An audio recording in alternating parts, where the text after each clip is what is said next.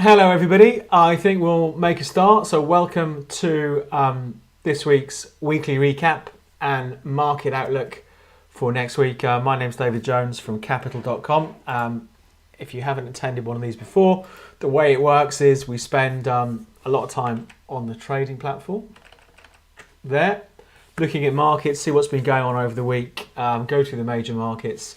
Then if there's any markets you want looking at, if you put them in the chat, we'll take a look as we're going through. I'm on a bit of a tight time schedule this afternoon, so I might have to finish a bit early, but we'll get through, as usual, as much as we can. Let's just do the risk warning. It's important to understand this presentation is only for educational purposes. It does not contain and should not be construed as containing investment advice or an investment recommendation or an offer of or solicitation for a transaction in any financial instrument. David Jones and Capital.com accept no responsibility for any use that may be made of these comments and for any consequences as a result. Spread bets and CFDs are complex instruments and come with a high risk of losing money rapidly due to leverage. 76.25% of retail investor accounts lose money when spread betting and or trading CFDs with this provider. You should consider whether you understand how spread bets and CFDs work and whether you can afford to take the high risk of losing your money. Right, quick look at next week. Big week for inflation next week, Wednesday. Chinese inflation and US inflation out on Wednesday. Clearly, inflation is a big hot topic for markets at the moment. Then on Thursday, we've got UK GDP. So the UK economy, how well or how badly is the UK economy doing? So we'll see. Of course, we've just had the payrolls. The payrolls came out 2 hours ago. US unemployment numbers. So I think the expectation was for 450,000 jobs to be added to the US economy. The number came in at 530,000. So better than expected. So I'm guessing US stock markets are up a little bit. Let's have a look. Yes, here we go again. We'll come back to the S&P in a second, but fresh all-time highs for the S&P. But the market I wanted to start with this week was oil. I think it's a really interesting market. I did a video on it yesterday on the channel, so go and have a look at it.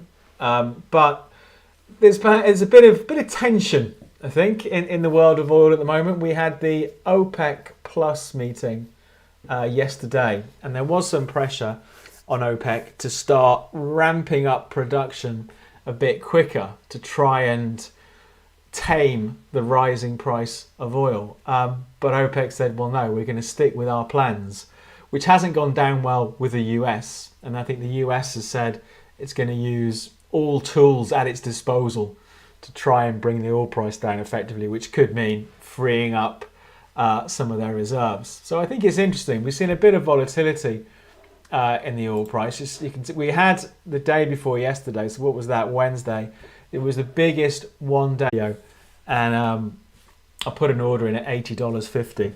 So I got filled on the way down as it was falling yesterday. So I'm in and I'm underwater on the trade.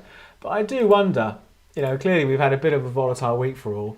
I do wonder is this really the end of the trend? I'm always willing to give it one last chance. So for me, I think next week oil is going to be a really interesting market to watch. So from my point of view, I'm looking to see if it can bounce, looking to see if basically this old 76 to 78 area holds. I think if it starts pushing below there, I might be a bit less positive on oil. But I wonder if the volatility this week has been something of a buying opportunity. Let's see. But yeah, a bit of tension in the world of oil, a bit of political tension. So we'll see how that plays out over the next few weeks. That's oil. Let's have a look at gold. I did see gold pop up in the questions. Then we'll have a look at some of these other markets. What can I say about gold? It's still a boring market. I think I did a video this week on gold as well, actually, with a longer term outlook on gold. It's just boring. It's done nothing. Well, it's gone down this year, but it's just, you can see, broadly sideways. And for me, until it gets, and if it gets above 1840 an ounce, I just think there's nothing to say about gold. It's the same every week. It goes up for a few days, it goes down for a few days. There's no real trend. So I find it a really boring market, gold. I do have a trade on gold at the moment. Where is it? If I can find it in here. There we go. So I did buy in at 1778, the 20th of October. So the market is, well, 1800 near enough for the moment. So it's slightly in profit, but I just think it's a really boring market. You know, we've got arguably this correction in place from those 2020 highs. So for me, 1840 is the level that has to break. If it breaks through there, then I think things start to look a bit more interesting. But at the moment, I think it is probably one of the most boring markets out there and has been for some time. Also in contention for boring market is, of course, silver. Silver's a funny one. Has been a bit of a funny one the last couple of weeks. Again, you know, the trend for silver, if we go back a year, look at that, just sideways. So really boring market again. It tried to have a bit of a recovery over the last few days. It's broken down. And I just think for silver, we're just going to have more sideways stuff. I do have a trade on silver as well.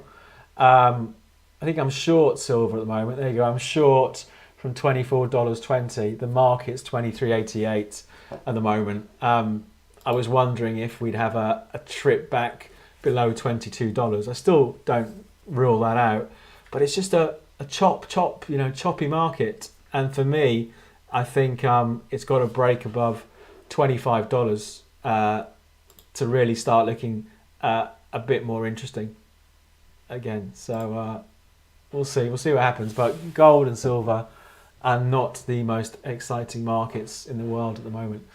Let's have a look at stock markets, which are exciting. Hang on a second. As I often say, the trend is your friend, and the trend is up. This is the S&P 500. We had that big sell-off, relatively big sell-off compared to what we've been used to seeing from the early September highs into the October lows. It was a big sell-off. We'd have to go back to October last year to see a similar sized sell-off. And I wonder if this ends up being a bit of a top for stock markets. It's clearly not the case. Here we are. You know, the market has broken out again in October, late October. Massively bullish market. You know, so for me, it's back. You know, over the last couple of weeks or so, it's back to a buying the dips kind of market for me, stock market. So S&P bullish, setting all-time highs today, even as we speak, near enough. NASDAQ, there we go. Same thing on the NASDAQ. Again, we saw this pretty big sell-off from September into October. The market dropped about 1,000 points, slightly more than 1,000 points. Yeah, look at the RSI. Yeah, very overbought, but it's been overbought. Look at that. It's been overbought for the last 1,000 points, actually. But a great trend. So again, for me, any weakness in stock markets looks like a buying opportunity. So, yeah, not too much to say about that. Just more of what we've been used to for much of the last 12 months plus in stock markets at the moment. So it's, I think I've got a trade in here, actually, on the NASDAQ somewhere. I think we did it on a live stream. No, maybe it was on something else. I think I did it last week, 29th of October, buying one at 15,630, the market 16,400. So I think that trade was about £100 risk, that trade, or maybe it's £200 risk, but it's up 600 quid. So it's been a great trade. You know, the market is it's a trend, isn't it? The market's in a strong trend. So there we go. Let's have a look at the FTSE 100. I think even the FTSE is going up. Even the FTSE that often struggles to find much momentum, just today hits its best levels since Feb 2020. So positive FTSE again. You know, so again with all these markets so strong again, I would be a buyer on dips. Clearly, you've got to think about where's your stop go and everything else. But even if we saw a bigger sell-off in the FTSE, lots of support from 6,800 to 7,000 on the FTSE.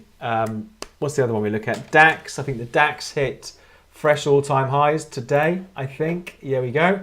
Just about. It's interesting, the DAX, because it had been struggling for a lot of the summer.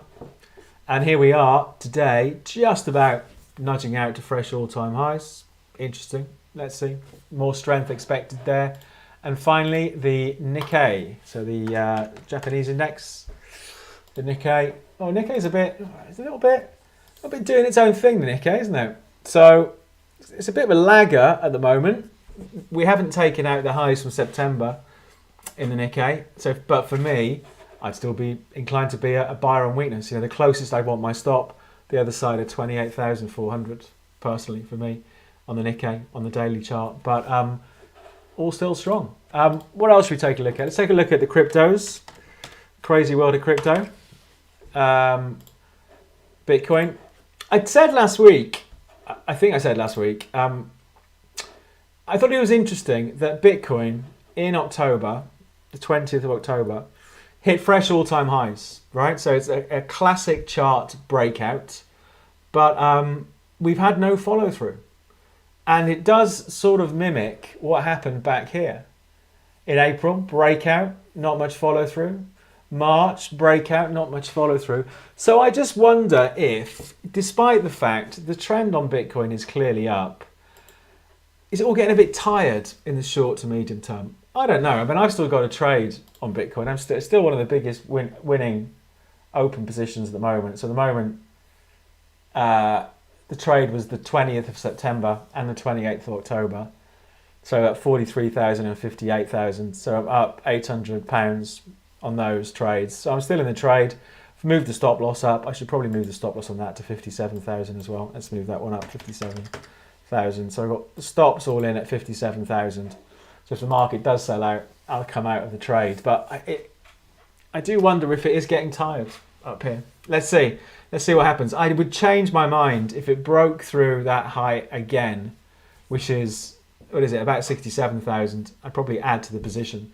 But you can see a bit sideways and a bit chop up here. Ethereum. I think Ethereum hit the high this week, didn't it? I can't remember. Oh, let's just get rid of that. Apologies for that. There we go. So Ethereum broke out through its high this week. So I think they're both worth watching next week, Bitcoin and Ethereum, to see if we do see them get a little bit of a move on from current levels. Let's see how it works out next week, but a little bit dull over the last few weeks, despite Bitcoin hitting fresh all-time highs. Let's take a look at the currencies. Let's do the pound first of all. Absolutely clobbered yesterday because, of course, the Bank of England, which was widely expected to raise interest rates by a massive 0.25%, didn't do it. So there was the move. So the news came out. Hang on, what's that? That's this morning. Oh, over here. Oh, there we go. So the news comes out 12 o'clock UK time, my time, lunchtime, and then you can see the move. That red candle there. That's a 5-minute candle. So the bank didn't raise rates, and but now expectations are we'll see a raise in rates in December. But really clobbered yesterday. It was 136.40. It's traded as low this morning as 134.20. So it's a big old slide. It's 200-point slide from yesterday.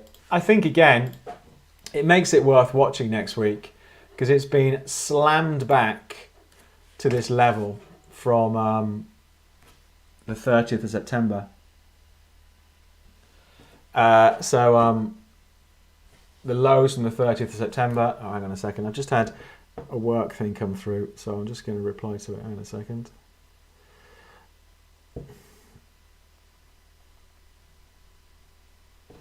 So to see if it bounces. So 134 next week, really interesting level for the pound. I suppose if you really wanted to be a buyer, this is a level to watch next week. I would be tempted to be a buyer because it's been a bit sideways, the pound, and I wonder, we've seen quite a bit of dollar strength this week. I wonder if we see things perhaps flip a bit the other way next week. Euro, I think, has been hit pretty hard. Again, the last couple of days, euro against the dollar has been hit a bit hard.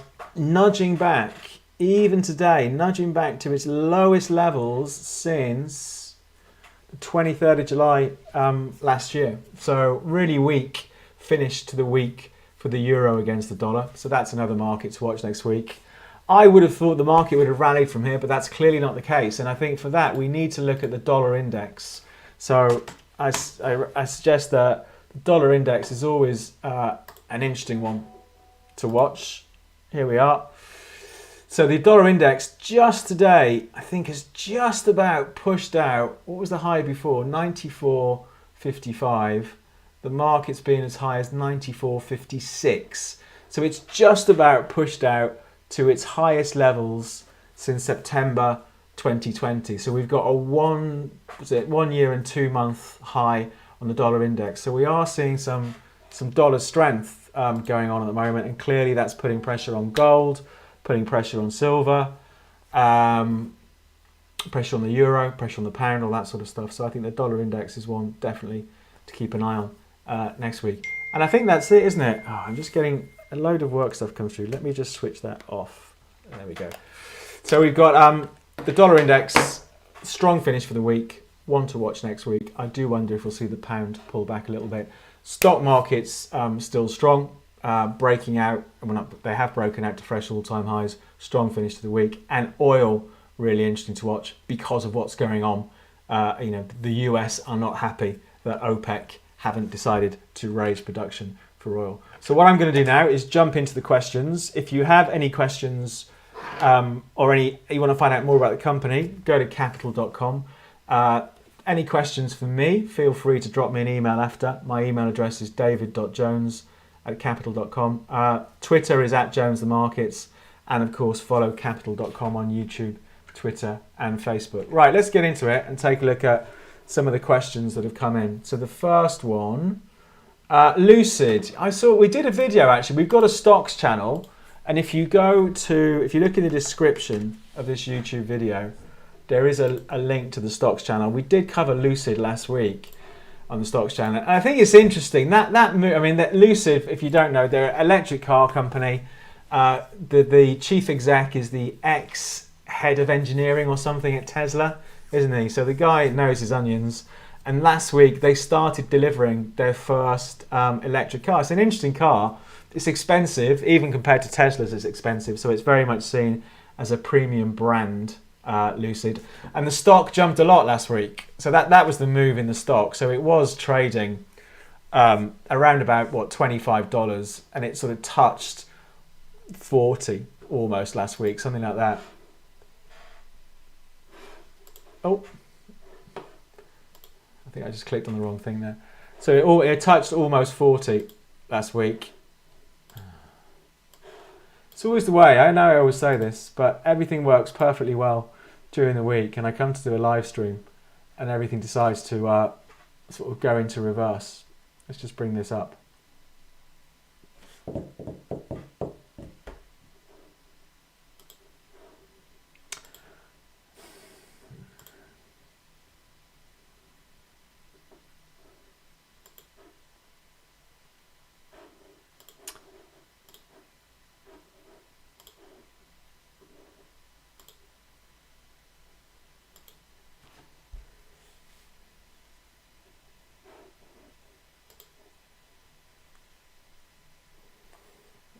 My internet appears to be running, but it appears to be only running for YouTube. I'm struggling to get anything else to work today. Let me wait and see if this loads up.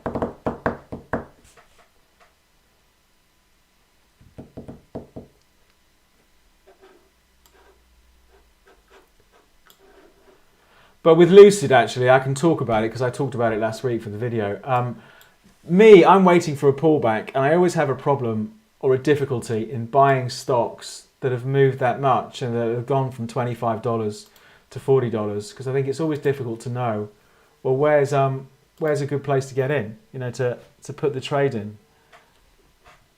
I think I'm going to have to stop the live stream because I can't actually get into anything on my PC.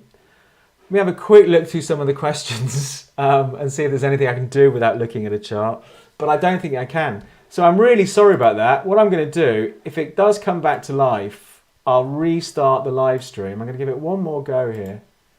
I'm going to restart the live stream, and we'll start it again. So if you're subscribed, you'll get the message.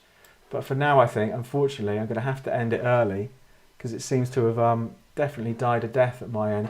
So apologies for that. We'll get it all sorted for next week. I mean, normally these things run perfectly well, 9 times out of 10. But it does feel like we're having a bit of a problem today. I don't know if you can see it at your end now. Is it back now at your end? If somebody can tell me if they can see what's happening, and I'll try and see on my phone if it's working.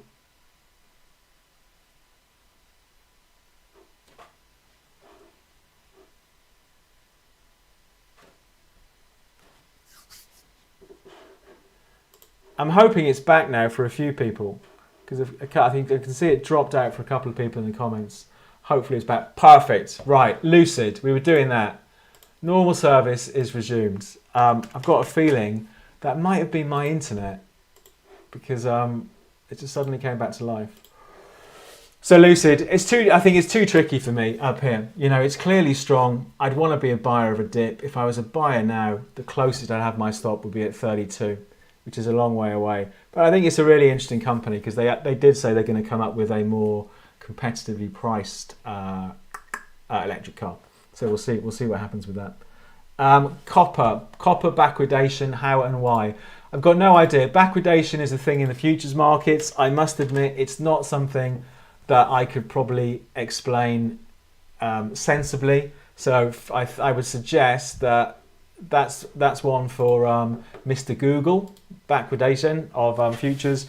But while we're on the subject of copper, for me that trend is still just about up. I think I've got a trade on copper in my own account. I've got a trade running on copper.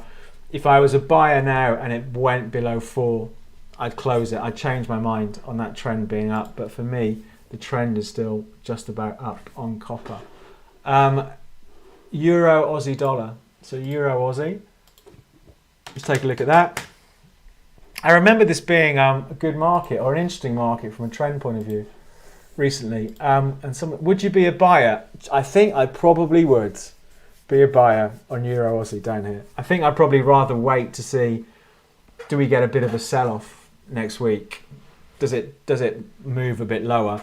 I suppose there's a couple of ways of trading this. An aggressive trade would be to go short. So go short at 155.90, where it's trading now, with a stop above that spike high at 157.20. So that's one trading idea. I think the other trading idea would be just to sit on our hands, and wait to see if it pulls back towards the low 154s next week, because there's a lot of support down here at 152.50. You can see that from Feb and March. So perhaps a short-term short and a medium-term sit on the hands and see what happens. Tesla is still, I've still got the open position on Tesla. I think it's been, apart from, with the exception of maybe natural gas this year, it's probably been the most profitable trade this year that we've done based on the videos we've done. So, and it's turned into more of an investment than a trade, but the trade was done on the 18th of May at $580, and here we are at $1,230 Tesla. Absolutely amazing. So it's up, the trade's up about £1,900.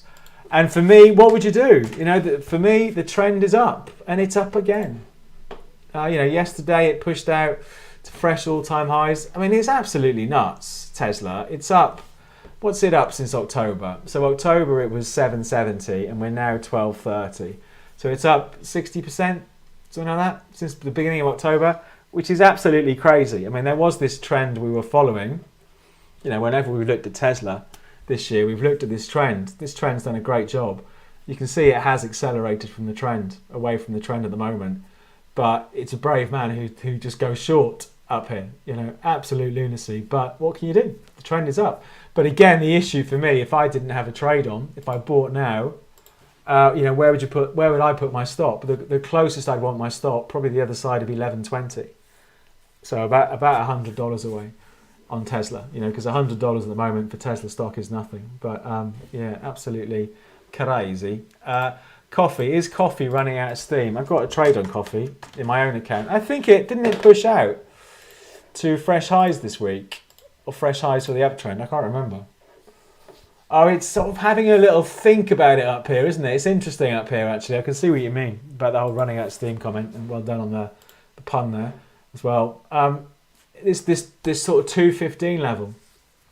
I suppose if you really wanted to go short coffee, it's a logical place to have your stop up here. Go short at 207, wherever it's trading now, and put a stop somewhere above 215. I'm still long. I'm hoping it's going to break out. But it's the third time it's been up here and it's not got through, has it? So interesting. I think if I had a trade on, and I do have a trade on, I might think about tightening a take profit stop at the moment if I was in profit. For me, I'm probably happy to still stay long, but it does feel like it really needs to break that 215 level, doesn't it? And get a move on. But yeah, it's really struggled up here. Coffee, it was back here in July of last year. So I think that's another one to watch next week, the price of coffee. Let me have a quick look. I think I've lost where I am in the comments. Hang on. Costco. I bought Costco at 456 and now it's touching 520. Let's have a look. Costco. Trend is up. That's a great trend again, isn't it? I think we've looked at that one before, haven't we? So for me, the relevant trend is probably from March this year, isn't it? If we were looking at that. And for me, I never decide, oh, that's it, it's gone far enough. It's not going to go any further. For me, 99% of my trades, I come out on a stop loss. So I just move the stop up. So if I really, really, really wanted to get out of it, I'd probably put a stop the other side of 500 at the moment. So it's maybe 495 for a stop. I think a bit more of a looser stop would be perhaps down at these old highs, down at 470 or even the other side of 470. So for me, it just depends on how urgently do you want to get out. I mean, for me, because it hit new highs for the move up yesterday, and it looks like quite possibly new all-time highs yesterday, I'll be looking to stick with it. But you can always, I suppose, take some off. So for me, I'd drag up the stop loss. Moderna, what's your opinion? Did they get hit yesterday or today in Moderna? I must admit, I don't follow all the news about what's going on with the vaccines and everything else and who's getting approved and who's not getting approved and who hasn't got the great hit rate and whatever. But so I don't really know what the news was around Moderna. I just know there was some news this week, but I don't pay attention to it. I mean, for me, that's still getting pretty slammed, isn't it? The stock has halved since halved and a bit more actually since August. So for me, if you really wanted to be a buyer, I'd be sitting on my hands and wait for it to at least stop falling. We've got the bigger trend coming in from a year ago on Moderna. So again, it's another one for me that would go in the interesting pile for next week. See what happens. See what happens around 200.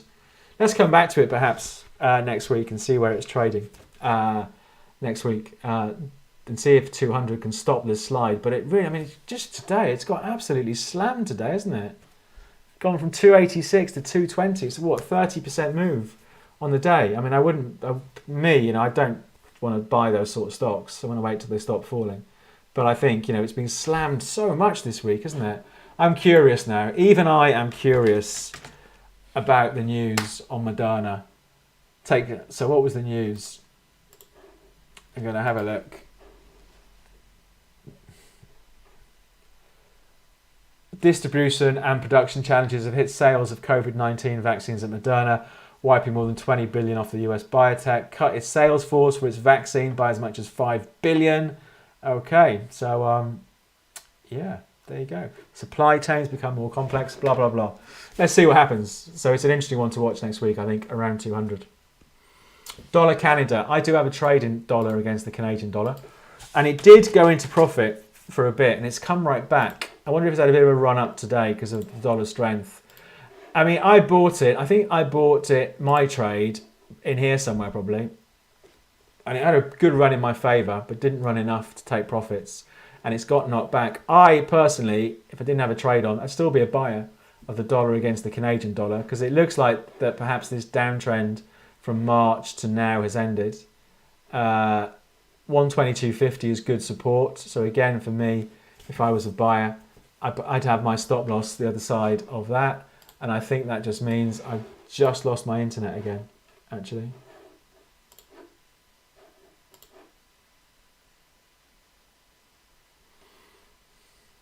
And now it's back. There we go. So hopefully you can all still see that at your end. So yeah, dollar Canada, I think it's an interesting one, and I'd be looking to see if it can have another run at the 128, 129 highs. So there we go. Where are we? I've lost myself in the...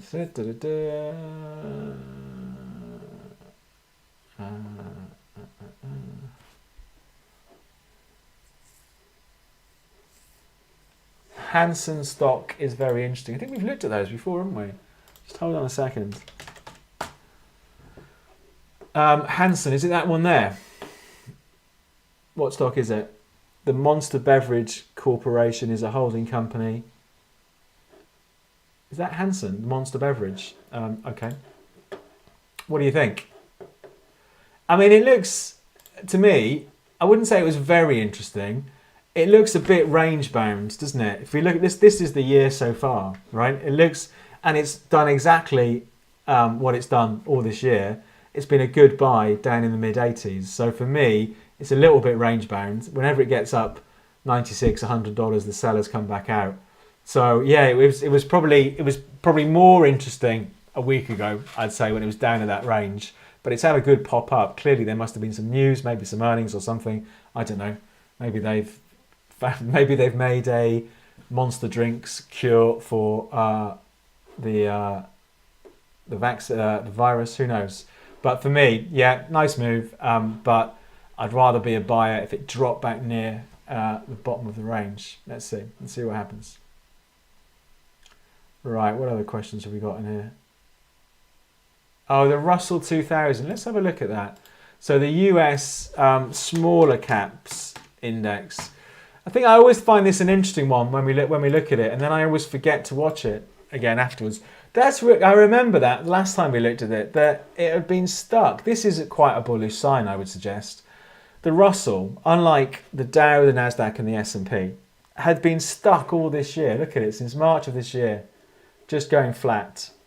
But actually, with the strength we've seen in the last couple of weeks or so, even the Russell is breaking out, so I would suggest that looks pretty positive. If a market that had been going sideways for a lot of this year was breaking out, and we know that the S&P and the NASDAQ are breaking out, that to me looks pretty bullish to me. So for me, again, I'd be, the same with all stocks. I'd be a buyer on dips, really, at the moment. When do we expect the correction will happen in the stock market? Don't even worry about it. I can remember people on the live stream talking about a correction a year and a half ago. No, not a year and a half ago. Earlier this year, sorry, a year and a half ago, there was a correction. Don't worry about corrections. The market is going up. Clearly at some point it will stop going up and start going down. But I think probably more money has been lost trying to pick the top in markets that have to correct than just going with the trend.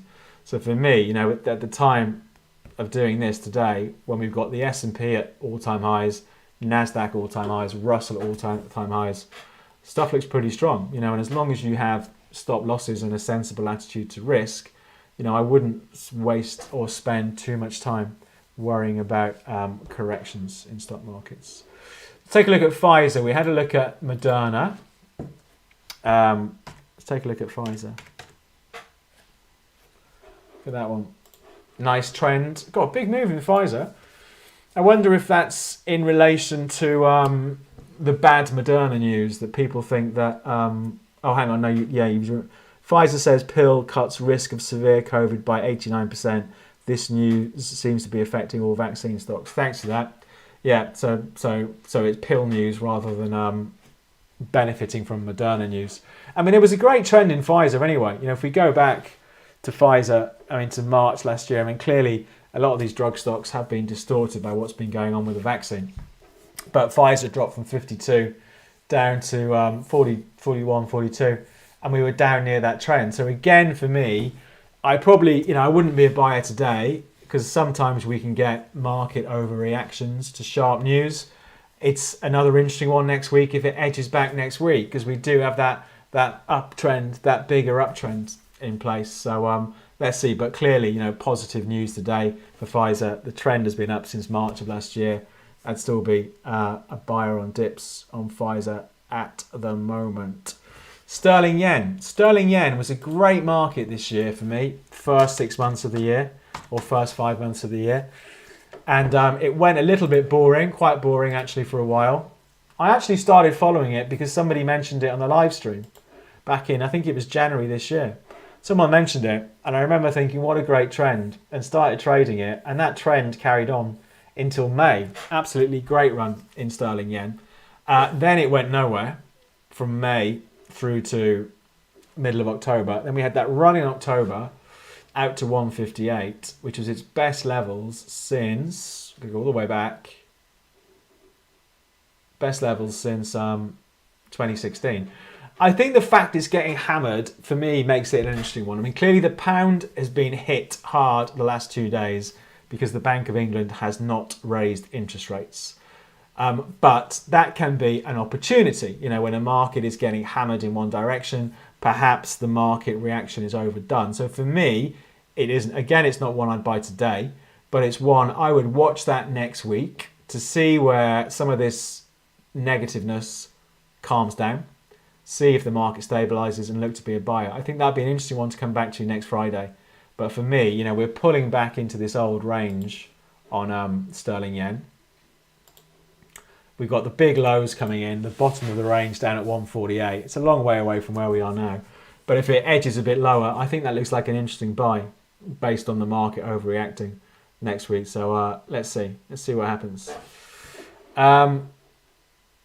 Timber, TMBR. What's TMBR? It sounds like it should be something to do with forestry or something, but I bet it ends up being cyber security or something crazy. Ambarella.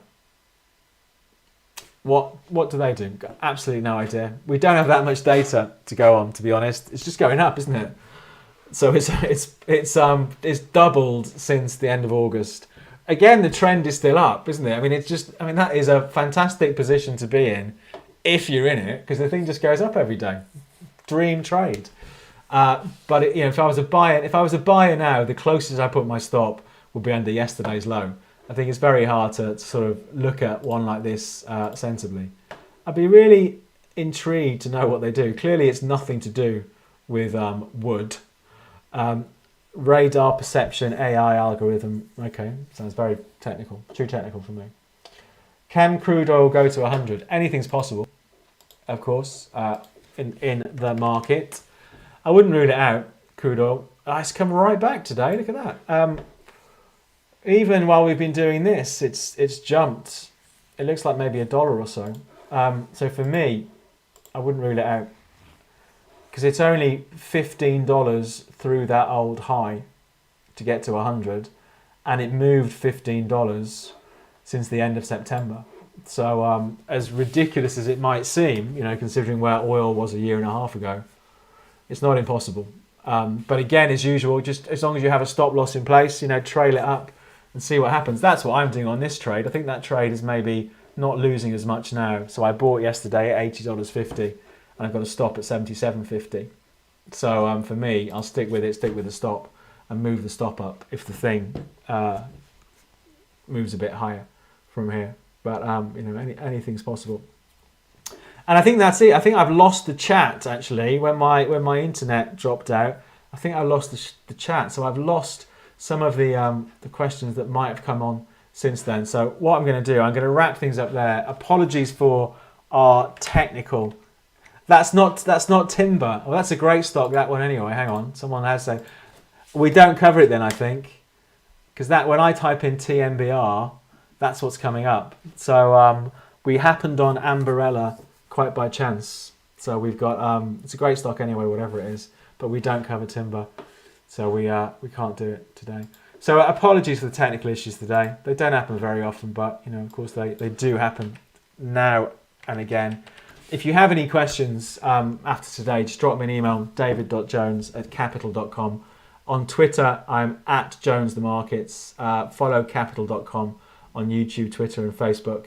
And go to Capital.com to open an account, open a demo account, get access to all the markets we looked at today, open a real account, all that sort of stuff. We'll wrap things up there. We'll do it all again next week, 2:30 UK time next week. Do it all again, see what happens. Fantastic day again for stock markets. Lots to watch next week. I would be watching the pound to see if it bounces back, particularly against the yen, and also this oil price, given some of the strong words being exchanged from the US on oil. We'll see what happens with oil next week. Okay, we'll leave it there. Good luck with your trading, and we'll do it all again next week.